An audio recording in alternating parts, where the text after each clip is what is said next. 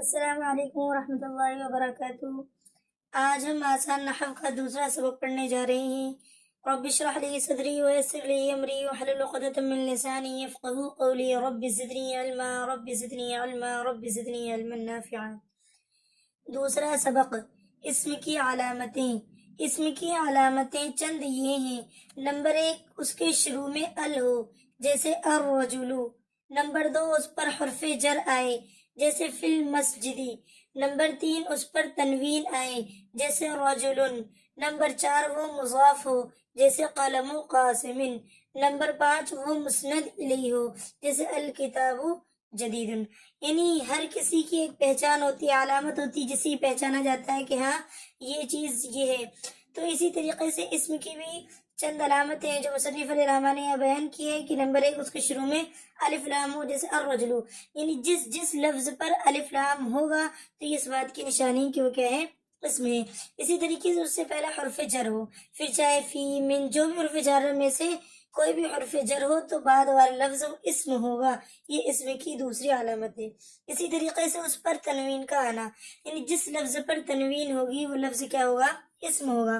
اسی طریقے سے وہ کسی کی طرف مضاف ہو، یعنی اس کی نسبت کسی کی طرف ہو رہی ہو، جس طریقے سے یہاں مثال ہے قلم قاسم، قاسم کا قلم، تو یہاں پر قلم کی نسبت قاسم کی طرف ہو رہی ہے، تو وہ واضح ہو گیا کہ قلم وہ مضاف ہے اور مضاف وہ اسم ہوا کرتا ہے۔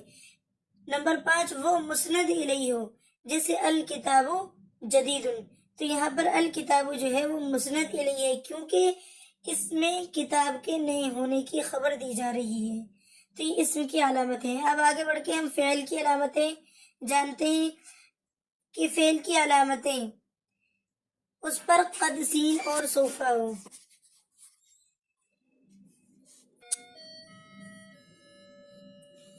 جیسے قد ضربا، تحقیق مارا اس نے، سیضربو ابھی مارے گا، سوفا یضربو عن قریب مارے گا۔ اس پر جزم دینے والا حرف آئے، جیسے لم یضرب نہیں مارا اس نے۔ اس کے ساتھ ضمیر مرفوع متصل آئے، جیسے کتبو لکھا انہوں نے۔ تو یہ فعل کی علامتیں ہیں کہ اس پر قد، سین، سوفا ہے، جیسے قد ضربا سے سیضربو، سوفا یضربو، اور وہ اس پر کیا ہو، جزم دینے والا حرف آئے، حروف جازمہ میں سے کوئی بھی حرف آئے، جیسے کہ لم یضرب، تو یہ اس بات کی علامت ہوئی کہ فعل ہے۔ پھر آگے بیان کر رہے ہیں کہ اس کے ساتھ ضمیر مرفوع متصل ہے۔ ضمیر مرفوع متصل کیسے کہتے ہیں، یعنی وہ ضمیریں جو فعل میں ملی ہوتی ہیں، یعنی فعل کے ساتھ ملی ہوئی ہوتی ہیں اور وہ ترکیب میں فاعل بن رہی ہوتی ہیں، اسے ضمیر مرفوع متصل کہتے ہیں۔ جس طریقے سے یہاں لکھا ہے کتبو انہوں نے لکھا، اگر ہم اس لفظ کی ترکیب کریں گے تو ترکیب یوں ہوگی، کتبہ فعل، اس میں ہم کی ضمیر پوشیدہ فاعل، تو فعل فاعل مل کر جملہ فعلیہ خبریہ ہوا، تو کتبو میں ہم کی ضمیر جو کہ فاعل بن رہی ہے وہ موجود ہے، تو جس لفظ میں ضمیر مرفوع متصل آئے وہ لفظ بھی فعل ہوگا۔ یہ فعل کی واضح علامت ہے جو مصنف علیہ الرحمٰن نے بیان کی۔ آگے حرف کی علامت یہ ہے کہ اس میں اسم اور فعل کی علامت نہ پائی جائے۔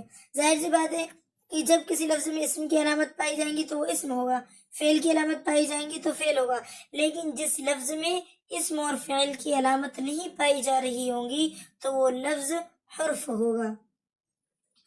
آگے پڑھتے ہیں۔ اسم کی 3 قسمیں ہیں، جامد، مصدر اور مشتق۔ جامد وہ اسم ہے جو نہ خود کسی سے بنا ہو نہ کوئی اور کلمہ اس سے بنے، جیسے کہ رجل، فرس۔ اسم جو ہوتے ہیں وہ سارے کیا ہوتے ہیں، جامد ہوتے ہیں۔ جامد مطلب کہ جو نہ خود کسی سے بنا ہو نہ کوئی اور اس سے بنے۔ ہم اس تعریف کو یوں بھی یاد رکھ سکتے ہیں کہ جامد ہونا یہ اللہ کی صفت ہے، کیونکہ اللہ نہ خود کسی سے بنا ہے نہ اس سے کوئی بنا ہے، تو یہ ہمیں یاد کرنے کے لیے ہم کہہ سکتے ہیں کہ جامد وہ اللہ کی صفت ہے۔ تو جامد کی تعریف وہ ہے کہ وہ اسم ہے جو نہ خود کسی سے بنا ہو نہ کوئی اور کلمہ اس سے بنے، جیسے کہ رجل، فرسن۔ آگے مصدر وہ اسم ہے جو خود تو کسی سے نہ بنا ہو، ٹھیک ہے، مگر اس سے دوسرے الفاظ بنتے ہوں، جیسے کہ نصر، ضرب۔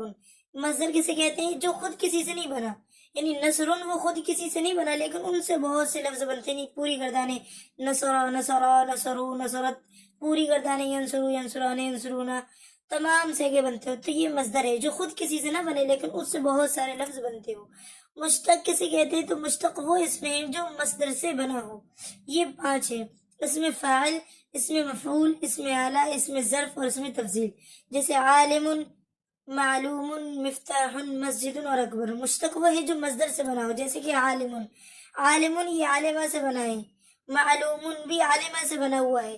تو یہ تمام حروف مشتق ہے، اور مشتقات 5 ہیں، اسم فاعل، اسم مفعول، اسم اعلیٰ، اسم ظرف، اسم تفضیل۔